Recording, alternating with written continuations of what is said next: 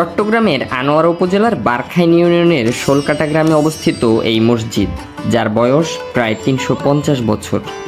এটি শুধু একটি ধর্মীয় স্থাপনা নয়, বরং ইতিহাস আর ভালোবাসার এক জীবন্ত সাক্ষ্য।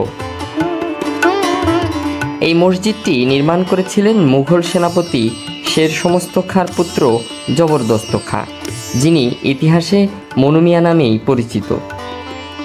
মসজিদটি তিনি নির্মাণ করেন তার প্রথম স্ত্রী খোরশা বানুর স্মরণে। লোককথায় বারবার ফিরে এসেছে তাদের গল্প। মালকা বানুর দেশেরে, বিয়ের বাদ্যওয়ালা বাজেরে। এই গানে যে মনু মিয়া ও মালকা বানুর কথা বলা হয়, তাদের প্রেম ও ইতিহাস আজও রয়ে গেছে মানুষের মুখে মুখে। মুঘল স্থাপত্যশৈলীর নিদর্শন এই মসজিদের গায়ে রয়েছে দৃষ্টিনন্দন কারুকাজ।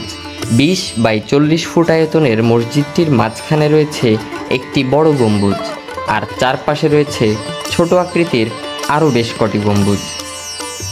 2010 সালে চট্টগ্রাম জেলা পরিষদ এই মসজিদে টালি সংযোজন ও সংস্কার করে, রক্ষা করে মুঘল ঐতিহ্যের নিদর্শন। বর্তমানে মনু মিয়া মসজিদটি পরিচালনা ও রক্ষণাবেক্ষণ করছেন ফরিদুল হক চৌধুরীর বংশধরেরা। মনু মিয়া মৃত্যুবরণ করার পর তাকে সমাহিত করা হয় পাশের কাজীর পাহাড় এলাকায়, যার স্মৃতি আর ভালোবাসা রয়ে গেছে এই মসজিদের প্রতিটি ইটে, প্রতিটি কারুকাজে। শোলকাটার বুকে দাঁড়িয়ে থাকা এই মসজিদ শুধু নামাজের জায়গা নয়, একটি ইতিহাস, একটি গল্প, এক প্রেমের উপাখ্যান।